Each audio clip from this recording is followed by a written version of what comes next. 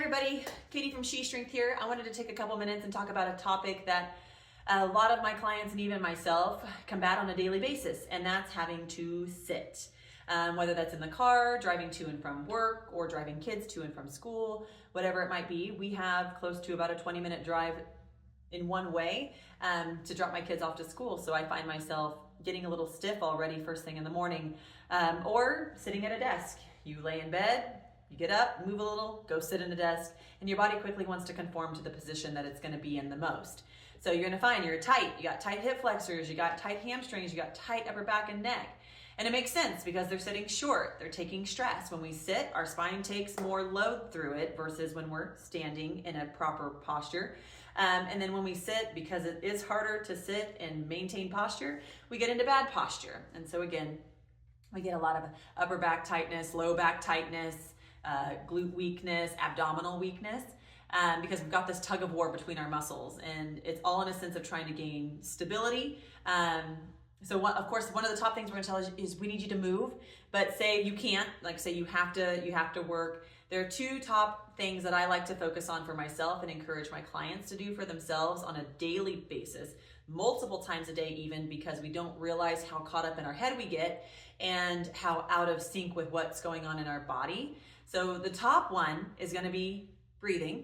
If we're not breathing properly, a lot of individuals, we don't realize it. We breathe well enough to keep ourselves alive, but we don't always breathe the pressure in the right directions. If I breathe up into my neck and my shoulders, I'm going to carry my tension up there. It just makes sense, right? So I'm going to relax that back down. If I put my hand on my belly and I breathe more into my belly, back, and ribs, I'm going to manage my pressure much better. I'm not going to create that tension up in the neck and shoulders. So breathing is going to be one of the top things, and not everybody does it right. So you're like, Katy, how do I do it right without having to think too much about it? Vagal nerve petting, which seems weird, but everybody needs a little weird in their life. So just try this. You're probably sitting right now as you watch this video, taking two fingers on the outside, just behind the neck, and running down that muscle. A lot of times that feels tight. I want you just to gently begin to pet. And breathe in your nose and out your mouth. And quickly become aware of where is your airflow going. If it doesn't go straight to your belly, just continue to pet here for several times here and continue to breathe several breaths. And pretty quickly, hopefully you begin to feel the diaphragm filling the belly, the back, the abdomen as it should. So that alone can help bring us out of stress mode and into a rest mode.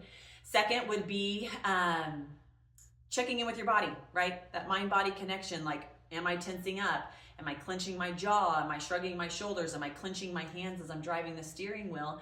And as well as abdominals and glutes. These are very common, especially I find in women, to clench their abdominals and clench their glutes, and they're putting a ton of pelvic floor pressure downward, which is the last thing we want.